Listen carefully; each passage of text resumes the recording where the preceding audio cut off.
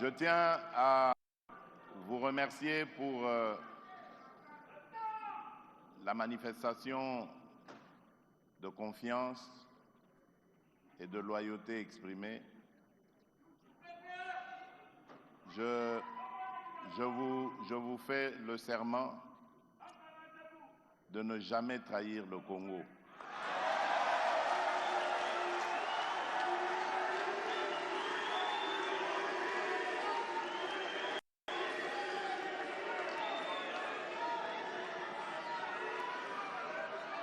Je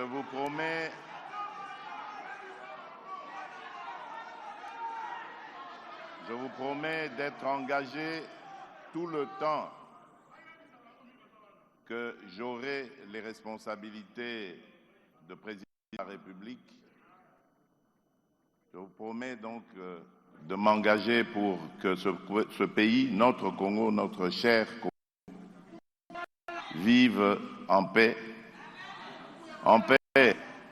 avec lui-même, en paix avec ses voisins, en paix avec toute la communauté internationale. La République démocratique du Congo, cher pays, est engagée en ce moment sur une voie très déterminante. J'appelle la croisée des chemins. Nous sommes en train de jouer notre avenir, notre devenir. Vous avez entendu parler des discussions de Doha et de Washington. Ce sont donc des dynamiques impulsées évidemment par ces pays amis, soucieux aussi de voir vivre en paix. Et ce sont des dynamiques qui sont impulsées pour que les forces négatives et étrangères nous laissent finalement et définitivement en paix. Et ainsi, quand nous resterons entre Congolais, nous allons pouvoir définir nous-mêmes le mode de vie et de marche de notre République. C'est pourquoi je compte sur vous, chers compatriotes, membres de l'Union sacrée. Faisons de cette plateforme une véritable force politique pour avoir la confiance de la majorité de notre peuple et qui pourra ainsi présider aux destinées de ce peuple sans devoir forcer ni s'imposer contre la volonté de celui-ci, mais en ayant sa confiance et son soutien. Et hier vendredi, le président de la RDC a présidé la 106e réunion ordinaire du Conseil des ministres. Le extrait du compte du ministre de la Communication et Médias, porte-parole du gouvernement. À la suite du lancement ce 28 août 2025 de la campagne agricole 2025-2026, le président de la République a tenu à réaffirmer que l'agriculture doit demeurer au centre de notre stratégie nationale de développement. Si nous voulons atteindre la sécurité alimentaire, réduire nos importations et valoriser nos immenses potentialités, nous devons parachever l'écosystème agricole de notre pays, a-t-il précisé. Sur le plan juridique et institutionnel, le président de la République a rappelé que l'adoption en 2011 de la loi portant principes fondamentaux relatifs à l'agriculture a marqué une avancée majeure. Ces textes intègrent la décentralisation, prend en compte les spécificités agroécologiques et sociales, et un régime fiscal et douanier particulier afin de stimuler la production et atteindre l'autosuffisance, qui offre donc une base solide du développement du secteur. Toutefois, l'évolution du contexte impose la révision de la loi afin de l'adapter aux défis actuels et de la rendre plus attractive pour les investissements, notamment étrangers. Il s'agit de corriger certaines lacunes, en matière de régulation des semences et de renforcer les garanties juridiques indispensables en l'entreprise de la modernisation de la. Le gouvernement est ainsi appelé à retravailler les textes en vigueur pour y intégrer les innovations nécessaires.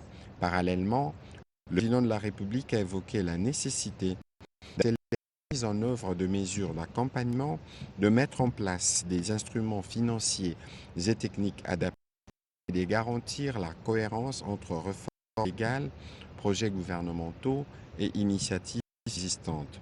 L'objectif est de soutenir les producteurs, d'accroître la compétitivité du secteur et d'assurer une véritable sécurité alimentaire nationale. Allez, on change carrément de registre. 50 km sur la RDC du Congo à hauteur de Madianga dans le territoire de Luozinsom dans le Congo central.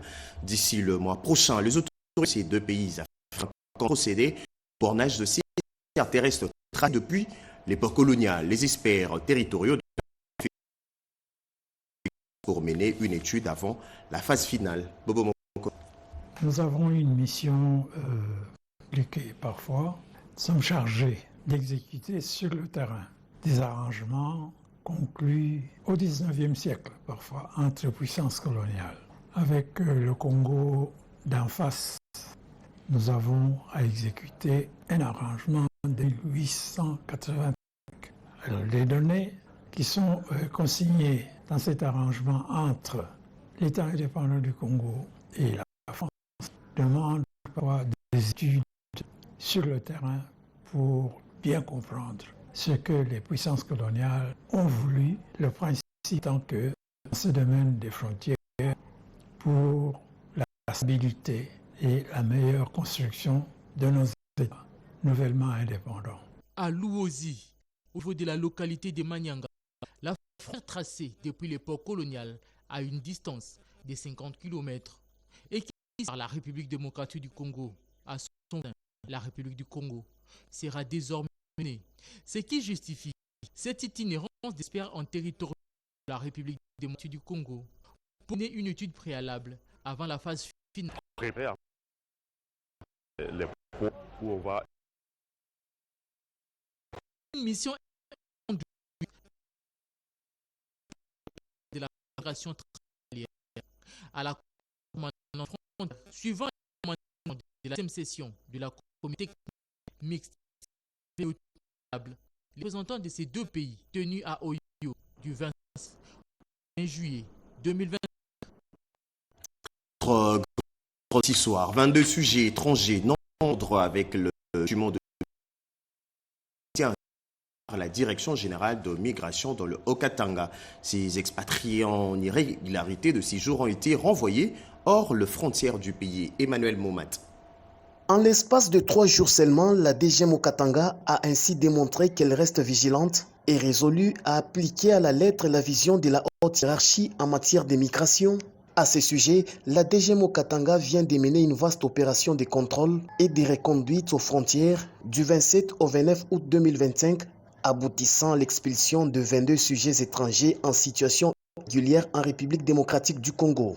Une action qui s'inscrit dans la mission assignée à la DGM par la haute hiérarchie et qui reflète la volonté du président de la République Félix-Antoine Tshisekedi Tshilombo de faire de la bonne gouvernance migratoire une réalité. Dans ces lots de hors-la-loi, il y a eu 9 sujets chinois qui ont été sommés de regagner Guangzhou, leur ville d'origine, suite à une décision ferme émanant de Kinshasa-Gombe du directeur général de la DGM Roland Kashuantale Chioza. Aux petites heures du mercredi 27 soumis aux formalités de départ.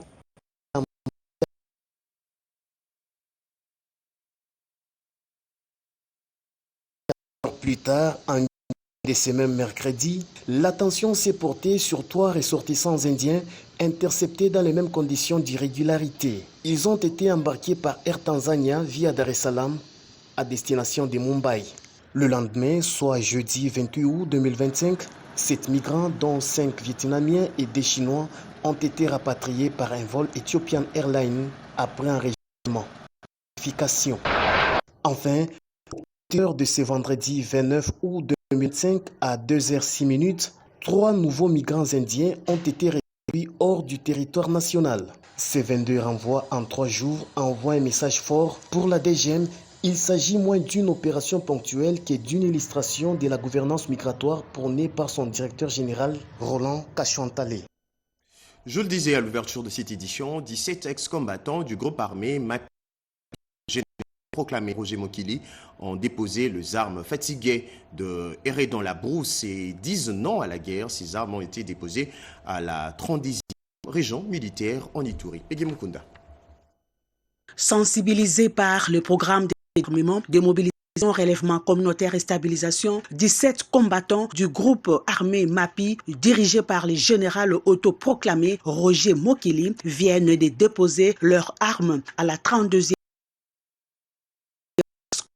venus de Kabarolé dans la chefferie des Baïma du Roumou ont remis 15 fusils AK-47, 3 lance-roquettes, RPG, 17 chargeurs vides, 3 grenades de munitions des PKM et AK-47 en présence du coordonnateur provincial AI du PDDRCS en Ituri, Flori Ikitoko et de la MONUSCO. Cette reddition est le fruit d'un travail de proximité mené par le PDDRCS en Ituri. J'ai été sensibilisé par le PDDRCS. Ensuite, je me suis rendu parce que je suis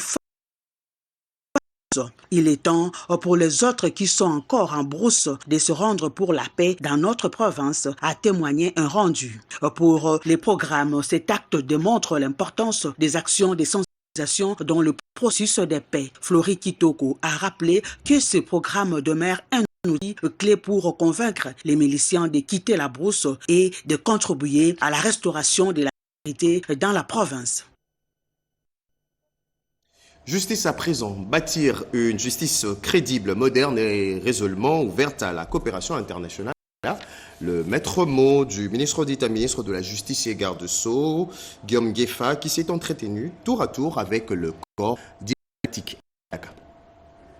Le ministre d'État, ministre de la Justice et Garde des Sceaux, Guillaume Gueffa, a enchaîné ces derniers jours une série d'activités diplomatiques et institutionnelles visant à consolider sa vision d'une justice équitable, accessible à tous et fermement engagée dans la lutte contre la corruption. Le garde des Sceaux a échangé avec une délégation de la communauté congolaise issue des Suisses, conduite par l'honorable Léonard Okitundu, député national et vice-président de la Commission des relations extérieures de l'Assemblée nationale, aux côtés du professeur Richard Mukunji. Fait marquant, cette rencontre a réuni non seulement la diaspora, mais également les anciens résidents des Suisses établis à Kinshasa, venus apporter leurs propositions et réaffirmer leur soutien aux réformes engagées par le ministre. Tous ont insisté sur leur volonté d'accompagner ces efforts pour bâtir une justice plus proche du citoyen congolais. Dans la continuité, le ministre d'État a réussi en audience Roxane de Bilderling, ambassadrice du Royaume de Belgique en RDC. Cette première séance de travail a permis de passer en revue les axes prioritaires des coopérations bilatérales dans les domaines judiciaires. Guillaume Gueffa y a exposé sa vision d'un secteur assaini et débarrassé des pratiques de corruption, insistant sur l'importance de renforcer les mécanismes conjoints entre Kinshasa et Bruxelles. Toujours dans la même dynamique, une audience a été accordée à Angèle Mariam van der Eijden, ambassadrice du Royaume des Pays-Bas. Les discussions empreintes de cordialité ont porté sur des projets concrets visant à améliorer la gouvernance judiciaire et à intensifier les actions communes dans la lutte contre la corruption.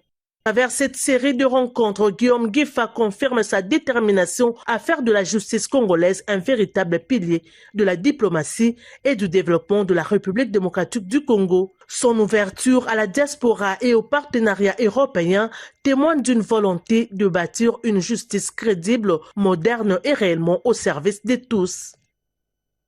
Autre grand titre de ce samedi, le prononcé dans l'affaire opposant le ministère public au prévenu Constant Mutamba interviendra mardi 2 septembre 2025.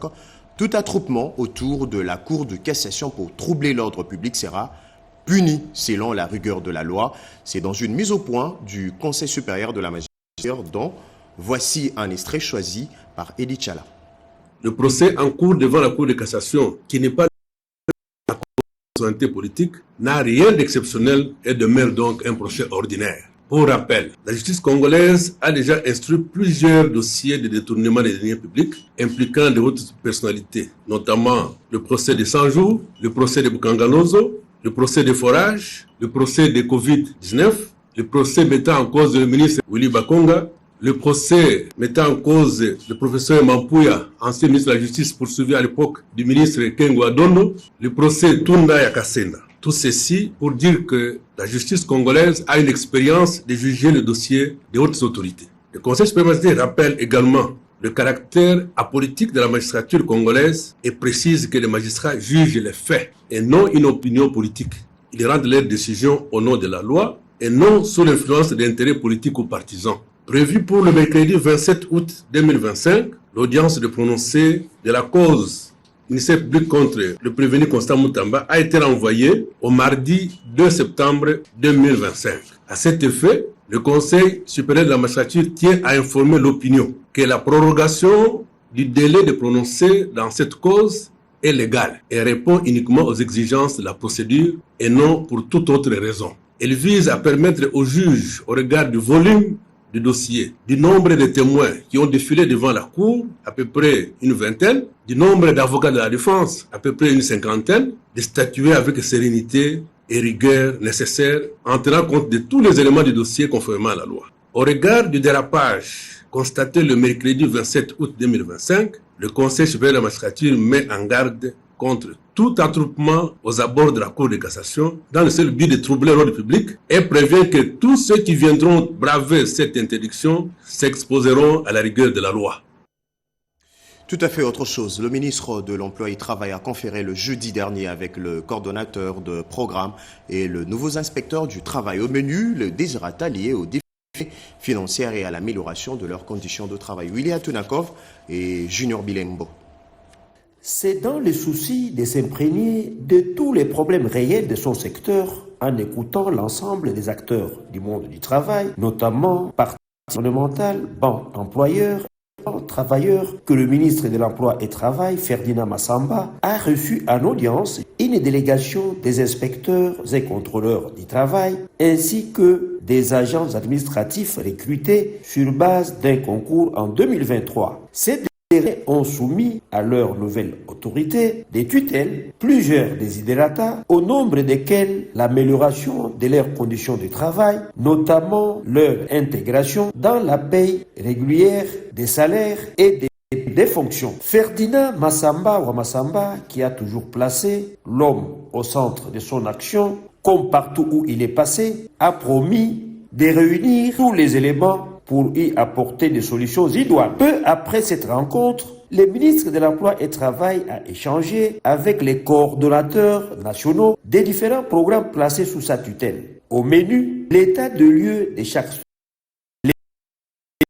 notamment celles relatives au budget et les nouvelles orientations de la tutelle.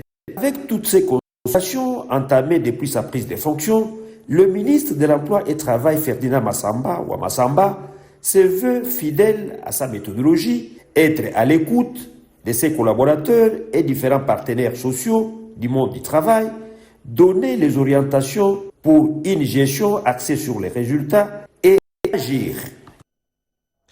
Dans un chapitre 1, notre enquête de stratégie pour booster le secteur du développement rural en RDC, le ministre d'État en charge de la chinoise pour le développement rural s'engage à conjuguer ensemble leurs efforts. Les autres détails avec Marie-Pascale Kalang.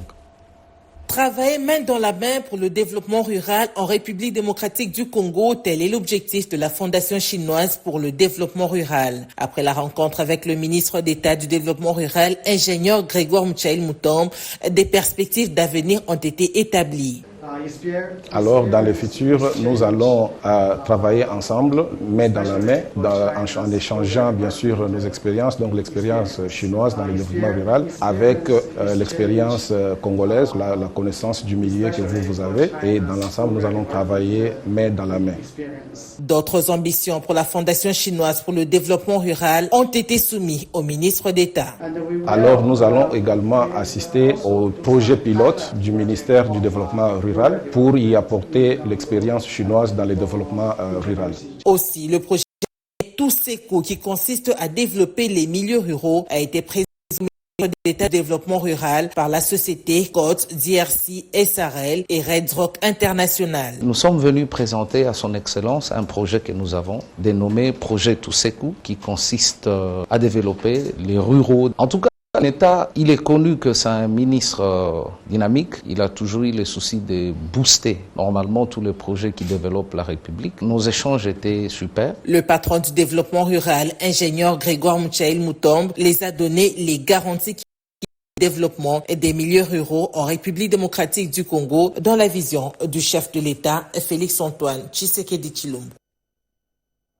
Vous allez corriger avec nous, Grégoire Moutombe, ministre d'État du Développement rural. Depuis un certain temps, Kinshasa ressemble à un chantier à ciel ouvert de travaux de modernisation et de construction dans presque 4 coins de la capitale. Le constat est satisfaisant pour le gouverneur Daniel Bumba-Lubaki et évaluation faite lors d'une tournée. Serge Merlemata. Une fois arrivé sur l'avenue Tabora, le gouverneur de la ville de Kinshasa a salué l'évolution des travaux de construction de cet artère de l'avenue Kassavubu à son croisement avec les chemins de fer de l'Onatra. Nous pensons que quand les travaux prendront fin, notre quotidien va changer. Après cette étape, les premiers citoyens de la ville de Kinshasa, Daniel Bumba-Lubaki, s'est rendu sur les avenues Rufuji et Oia où sont en train d'être réalisés les travaux de drainage et de réhabilitation des routes, question de remédier aux problèmes des inondations dans cette partie de la capitale. C'est le lieu, l'autorité urbaine de Kinshasa, Daniel Bumba-Lubaki a invité la société qui exécute les travaux de la dans ces mêmes secteurs. Le gouverneur de la ville de Kinshasa, Daniel Bumba-Lubaki, a déploré la mauvaise canalisation des eaux, notamment les passages d'un tracé caniveau dans une parcelle située sur l'avenue Rufuji, identifiée comme l'une des causes des débordements des eaux sur l'avenue Oia. Nous sommes là pour veiller à l'intérêt collectif, l'intérêt général, c'est de faire en sorte que si nous estimons l'intérêt est en train d'obstruer justement les drainages des eaux, mais également la forêt dans son ensemble, nous allons avancer par les démolitions. Face à la problématique des embouteillages dans la ville, le gouverneur Daniel Bumba-Lubaki a invité les Kinoises et Kinois à la patience car les réalisations et constructions de routes vont résoudre cette question. Nous apaisons la pression en disant que des fois les déviations seront à leur disposition pour permettre à ce qui est fluidité.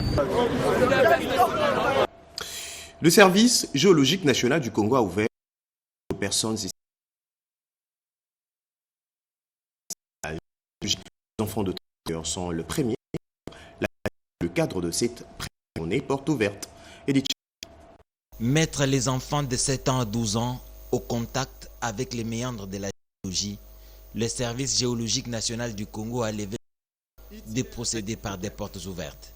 Raoul Wanzenga, directeur général de service, a attendu ces hôtes inhabituels qui ont commencé leur visite par les différents compartiments. Les services courriers, les ressources humaines, le box des experts, le directeur général adjoint, une approche avec le sous-sol congolais et ses richesses. Nous voulons inculquer aux enfants, déjà de le bas âge, à être passionnés de la géologie, à être passionnés de la terre, à être passionnés de ce que renferme comme richesse notre pays.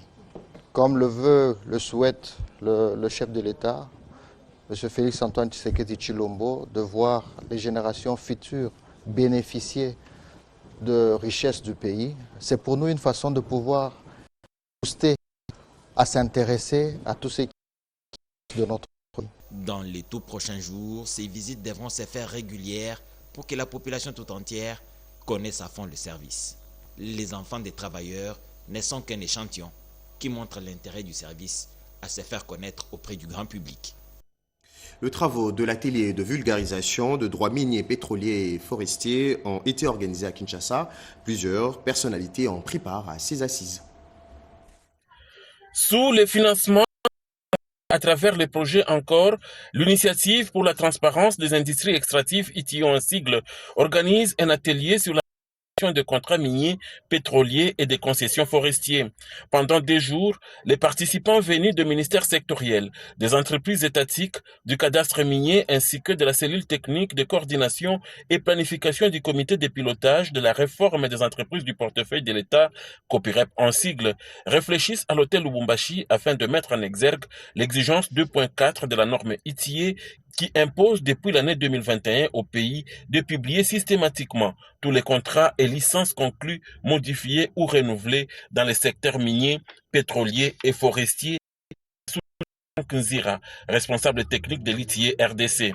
Donc nous avons organisé cette activité, c'était pour que nous transparence et la bonne gouvernance dans la publication des contrats, dans l'octroi des droits miniers et pétroliers et aussi dans la tenue du registre. Et pour que nous puissions arriver à une publication exhaustive des contrats et à une publication accessible des contrats, mettre à la disposition du public des informations sur les contrats pétroliers. À travers cette séance de travail, l'ITIE RDC veut tout simplement contribuer à l'amélioration du climat des affaires tout en rassurant que les ressources naturelles de la République démocratique du Congo profitent réellement à sa population. Ouvert le jeudi 28, c'est ce vendredi 29 août 2025 que s'est clôturé ces travaux à la grande satisfaction des participants. La Direction générale des impôts a procédé à la formation de formateurs en matière d'impôts sur la société de l'impôt sur le revenu de personnes physiques. La session de formation s'est tenue du 11 au 29 août 2025 à Kinshasa. On fait le point avec Jean-Pierre Ndolo Demazo et José Dimonekene. Pendant 15 jours, 90 formateurs internes de la Direction générale des impôts ont eu droit à cette formation. Des formateurs issus des services de l'administration centrale et des directions urbaines et provinciales. L'objectif visé par ces formateurs consiste à doter l'administration fiscale d'une équipe de formateurs qualifiés appelés à l'accompagner dans la mise en œuvre de l'importante réforme de la fiscalité directe. Le directeur général adjoint de la DGI chargé des questions fiscales et des réformes, Henri Maurice Kabouakaloumé, qui a représenté le directeur général des impôts, a saisi l'opportunité pour annoncer des changements majeurs à la réforme. À dater du 1er janvier 2026, le système fiscal congolais connaîtra des changements majeurs avec le basculement des impôts cédulaires vers ces deux impôts, à savoir l'IS et l'IRPP. Il en résulte que la maîtrise parfaite des règles de fonds ainsi que des procédures y afférentes par le personnel de la Direction générale des impôts permettra à notre administration non seulement de poursuivre ses efforts d'élargissement de l'assiette fiscale, mais aussi d'atteindre son objectif primordial d'optimisation des recettes. L'un des participants a remercié les responsables de la direction des impôts pour cette formation. C'est donc ici le lieu de vous féliciter, la haute direction, pour l'organisation et la réussite de cette session de formation des formateurs IS-IRPP. La formation a été sanctionnée par la remise des brevets de participation par le directeur général adjoint, accompagné de ses collaborateurs. La Direction générale des impôts a donc rempli sa mission. Les formateurs formés vont mettre tout en œuvre pour répondre aux objectifs qui leur sont désormais assignés. Le 25 août 2025, un incendie d'origine inconnue s'est déclaré dans les installations du Fonds de promotion de l'industrie à Kisangani, dans la Chopo. Pas de perte en vies humaines, mais de dégâts matériels ont été enregistrés. Le directeur général du FPI était sur le lieu pour le constat à Lambikaï.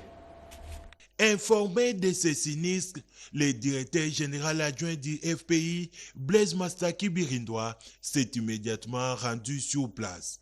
Arrivé jeudi dans la capitale de la Chopo, il a d'abord présenté les civilités au gouverneur de province avant de constater l'ampleur des dégâts. Le bilan matériel est lourd, 99% installations consumées et 21 locataires sinistrés qui devront être relogés en urgence. Presque tous les bâtiments et ses biens ont été réduits en centre. Face à cette tragédie, le Fonds de promotion de l'industrie a annoncé le renforcement des mesures de prévention des risques et l'accélération des dispositifs de protection de son patrimoine immobilier. Profitant de son séjour, le DGA a visité plusieurs projets stratégiques nécessitant l'accompagnement du FPI, notamment la Soteski, la cimenterie de Kisangani, ainsi que d'autres biens acquis en datation. Il était important donc de les encourager et de bénir l'Éternel ensemble du fait que tous soient en bonne santé et que personne n'ait été touché dans sa chair après cet incident. Il s'est également entretenu avec les personnels locaux auxquels il a adressé un message de réconfort et de réarmement moral. Malgré l'ampleur des pertes, les FPI se mobilisent pour assurer la continuité de ses activités et sécuriser ses sites. Au cœur d'une formation à Kinshasa, la transparence et la bonne gouvernance dans la gestion de projets publics, le cadre et agents du ministère provincial des infrastructures et travaux publics ont été outillés sur l'application de la loi relative au marché public en RDC. Rikinzozi Loya. Mission accomplie pour l'autorité des régulations de marché public qui vient de clôturer une session de formation destinée aux cadres et agents du ministère provincial des infrastructures et travaux publics. Session axée sur la maîtrise de la loi numéro 10/010 du 27 avril 2010 relative au marché public en RDC. C'est pour renforcer la bonne gouvernance et la transparence dans la gestion des projets publics. Pendant plusieurs jours, les experts de l'ARMP ont partagé leur expertise sur les procédures de passation, de contrôle et d'exécution des marchés publics, une étape jugée cruciale pour améliorer l'efficacité et la crédibilité des investissements publics dans la capitale. C'est sans nul doute un geste patriotique qui mérite d'être salué à sa juste valeur. Excellence, Monsieur le Ministre, inexorablement, vous entrez de plein pied dans la vision du chef de l'État. Cette formation, loin d'être une simple étape, elle est plutôt un point de départ en ce qu'elle pose des bases solides pour notre future collaboration. Clôturant la session, le directeur général de l'ARMP, Maître Claude Kayembembaye, a également insisté sur la responsabilité des agents publics dans le respect strict des règles légales afin de garantir l'intégrité et la compétitivité dans les marchés publics. De son côté, le ministre provincial des infrastructures et travaux publics, Alain Chilungu, a salué cette initiative. Je réaffirme ici notre satisfaction à cette formation. Je tiens aussi à exprimer notre sincère gratitude à l'autorité des régulations du marché public. Une formation qui, au-delà des textes, se veut un véritable outil pour transformer la gestion des marchés publics en RDC au bénéfice de la population quinoise. Un bon de santé avant de nous séparer. Clôture, c'est 30 août 2025 de la campagne de dépistage gratuite lancée depuis le début de la semaine à Kinshasa. Plusieurs femmes et jeunes filles de la capitale ont bénéficié d'un dépistage gratuit du cancer du sein et du col du terrain au centre hospitalier Biopharma 2. C'était lors d'une campagne de 6 jours organisée avec l'appui du Centre national de lutte contre les cancers, CNLC. Débuté le lundi 25 août 2025 et clôturé ce samedi 30 août 2025, cette initiative visait à encourager le dépistage précoce afin de réduire les risques liés à ce type de cancer, particulièrement répandu chez les femmes en RDC. L'oncologue Arma Chinamola a salué le travail du CNLC dans cette lutte et en a profité pour rappeler quelques symptômes de surveiller, insistant sur l'importance de la sensibilisation. J'encourage donc les dames à venir consulter tôt parce que plus ils consultent, plus on découvre les choses tôt et plus on parvient à les guérir. Des patients venus se faire dépister ont exprimé leur reconnaissance envers les autorités sanitaires tout en appelant d'autres femmes à leur emboîter le pas pour préserver leur santé. C'était juste pour la prévention. Je sais que quand on marche, là, on peut avoir la maladie, on ne se rend même pas compte. Quand j'ai entendu ça, je me suis dit que c'est le bon moment que je puisse profiter de ça. Cette campagne a également marqué le lancement officiel de services d'oncologie au sein de Biopharma 2, qui vient de se doter de 2 chirurgiens carcinologues spécialistes de la chirurgie des cancers. C'était votre journal de la rédaction, coordonné par Jean-Pierre Ndolo Demazo, réalisé par Papingina Mao et Patrick Bapuila, assisté de Nerio Lemo, Yannick Yangumba, Alain Galia, Sylvain Kalonji et André Njeka. À toutes et à tous, bonsoir chez vous et à très bientôt.